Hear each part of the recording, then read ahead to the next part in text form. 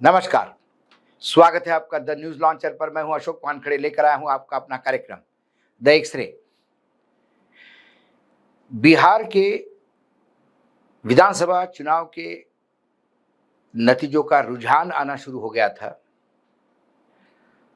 और शुरुआत में ही एस्टेब्लिश हो गया था कि नतीजे एग्जिट पोल के अनुसार ही आएंगे।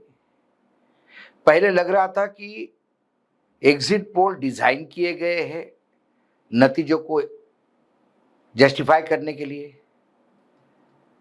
फिर लगा कि ये नतीजे ही डिजाइंड है जिस हिसाब से चुनाव लड़ा गया, चुनाव संपन्न हुआ और नतीजे आए।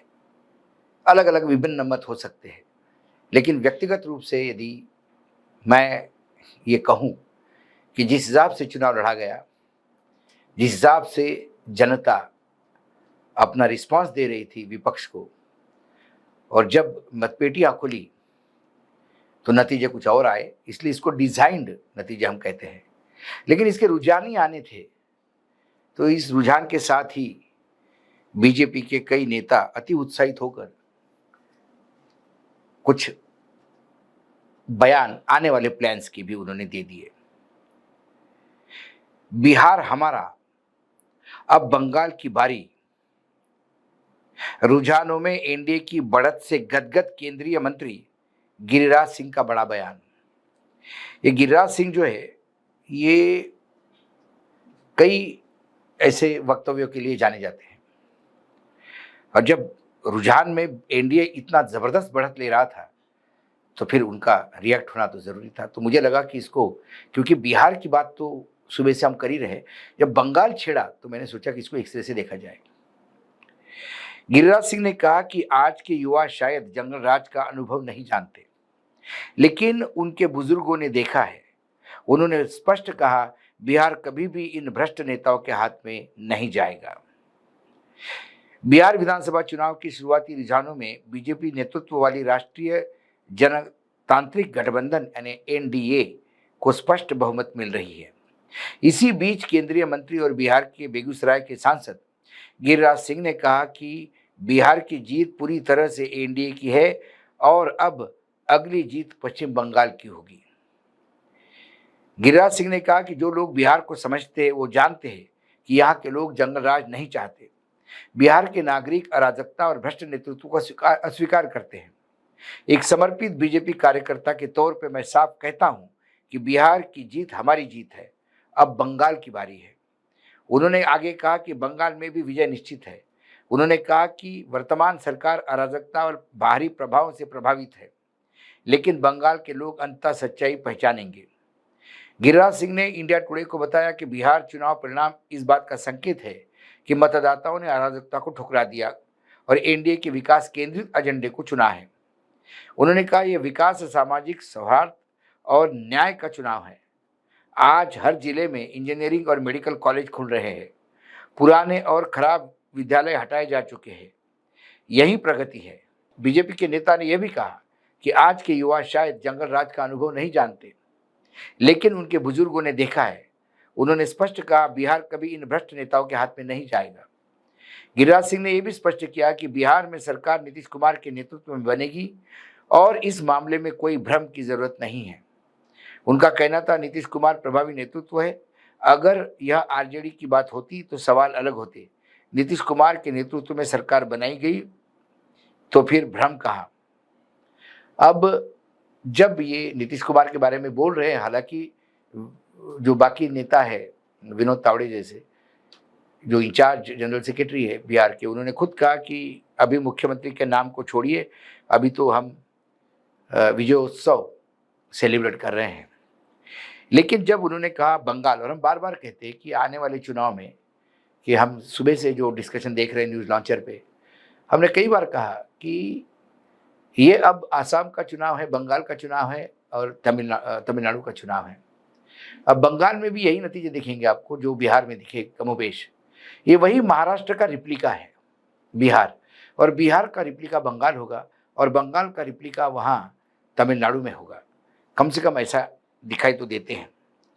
और जिस हिसाब से ये डिज़ाइन करके स्ट्रक्चर चल रहा है, और इसको पकड़े जाने के बाद भी इसकी रेमेडी नहीं है। यदि आप पकड़ भी लेते हैं तो आप कुछ इस पे एक्शन नहीं ले सकते, क्योंकि न्यायपालिका भी कुछ करने को तैयार नहीं है, और चुनाव आयोग तो ये मानने को ही तैयार नहीं है कि कुछ गलत हुआ। आज भी चुनाव आयोग ने ट्वीट करके कहा कि बहुत बढ़िया चुनाव हुए हैं और हमने वीवीपैट और सब की व्यवस्था की है ताकि मिलान हो जाए। ये बात अलग है कि मिलान कैसा होगा जब वीवीपैट रास्ते में फेंके गए।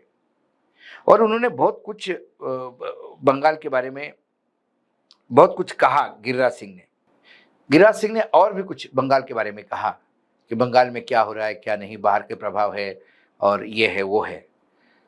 उस पर फिर बंगाल का जो बीजेपी है वो कैसा चुप हो सकता है। बिहार के नतीजों पे बंगाल का जो वेस्ट बंगाल की जो बीजेपी की इकाई है, उन्होंने बहुत ही शॉर्ट और स्वीट एक्स प्लेटफॉर्म पे ट्वीट किया, वो भी आप देख सकते हैं। उसमें लिखा है नेक्स्ट वेस्ट बंगाल बोल्ड में और कमल का फूल। अब इन सारी बातों का जवाब तुरंत तृणमूल कांग्रेस की तरफ से आया। टीएमसी ने फिर एक्स प्लेटफॉर्म पे एक वीडियो लोड किया और एक लंबा चौड़ा ट्वीट लिखा। वो ट्वीट भी आप देख सकते हैं, तृणमूल कांग्रेस के ऑफिशियल ट्विटर हैंडल से है। BJP for India has become a toxic factory of venom.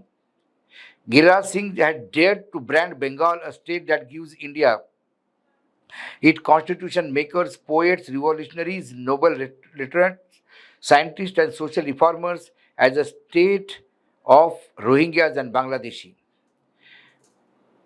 इसके मायने हैं कि बिहार बीजेपी एक जहर उगलने वाली फैक्ट्री बन चुकी है, और गिरिराज सिंह ने तो बंगाल को रोहिंग्या का राज्य बताया, जबकि बंगाल ने क्या नहीं दिया।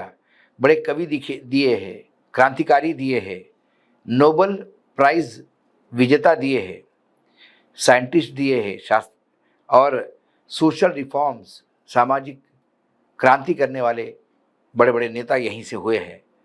ये बिहार का अपमान है।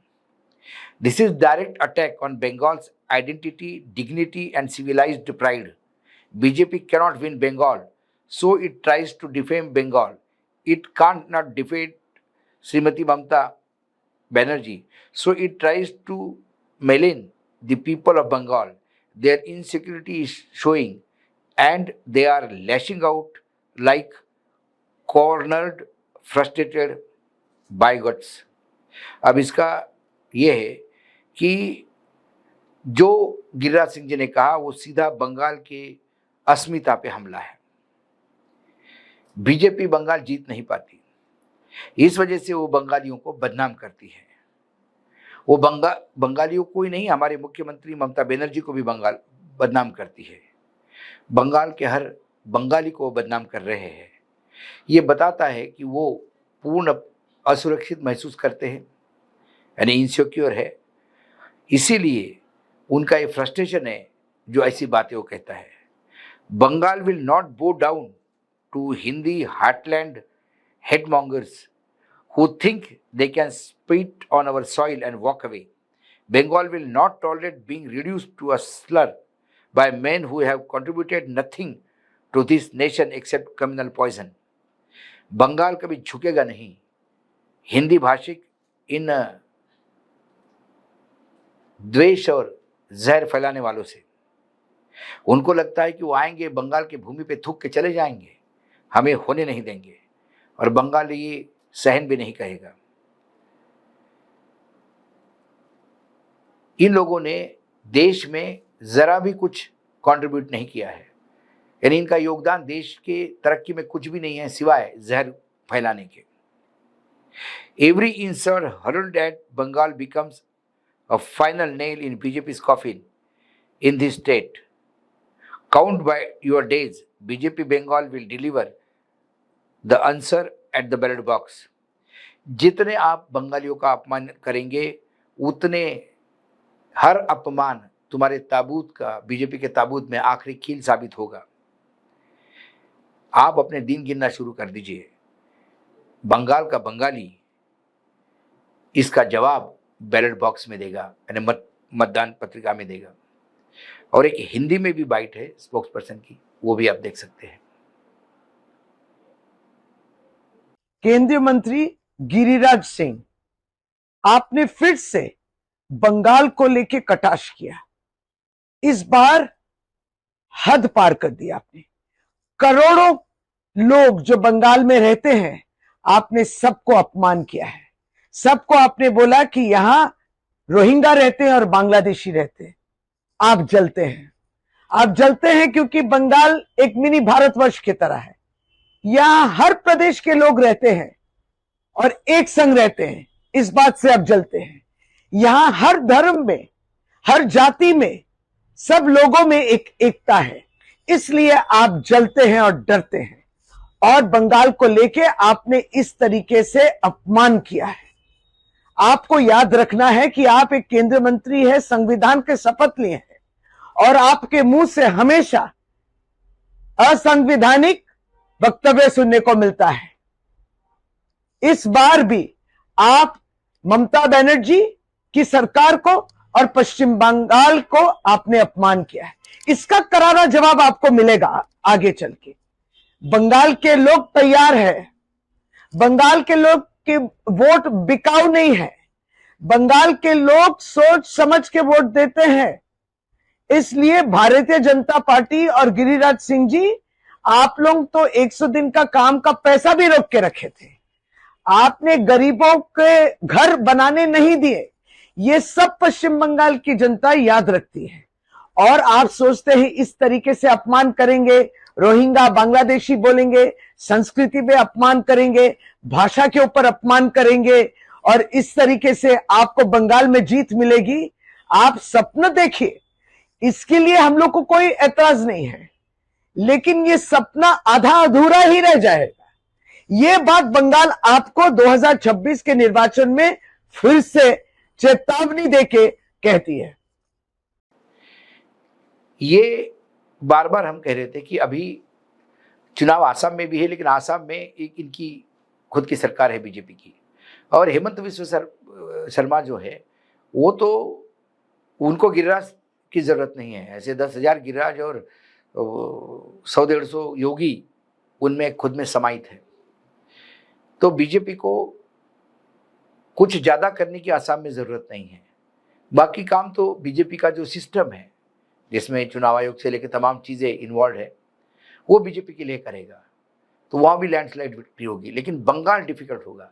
लेकिन यही डिजाइन जो महाराष्ट्र का बिहार में हुआ और बिहार का बंगाल में होगा, तो इस बार भी 2/3 मेजोरिटी से बीजेपी वहां सत्ता में आएगी, ये ऐसा दिखता है। गिरिराज सिंह ने तो अपने सिस्टम पे भरोसा करते हुए, भले उस सिस्टम को आप विकास और बहुत सारी नाम दे सकते हो, लेकिन सिस्टम क्या है ये अब सारी जनता को पता हो चुका है। इसी सिस्टम के तहत अभी से उन्होंने बोलना शुरू कर दिया कि बंगाल हमारा है, और वाकई बंगाल उनका हो जाएगा। क्योंकि ममता दीदी भी क्या करेगी, आप लड़ सकते हो, आप सिस्टम से नहीं लड़ सकते।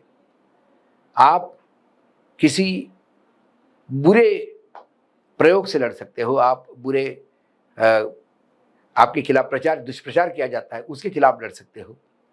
लेकिन जो सिस्टम है, जो चुनाव करवाता है, उसके खिलाफ आप कैसे लड़ सकते हो?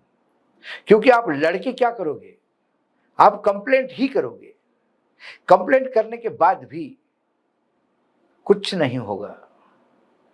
ये सारा डिजाइन होता है। और डिजाइन का सुंदर एग्जांपल कि जब बिहार में चुनाव थे तो गुजरात से लेकर दूर दूर राज्यों से पुलिस बुलाई गई थी, लेकिन पास के बंगाल और झारखंड से पुलिस नहीं बुलाई, जो राज्य की सीमाएं बिहार से लगी हुई है, सिर्फ इसलिए क्योंकि वो विपक्ष की सरकारें थी। पुलिस भी चाहिए तो डबल इंजन की सरकार की। इसको कहते हैं डिजाइनिंग ऑफ द रिजल्ट्स। आज एक्सरे में इतना ही। कल फिर आता हूं किसी विषय के साथ। तब तक के लिए नमस्कार। देखते रहिएगा न्यूज लॉन्चर।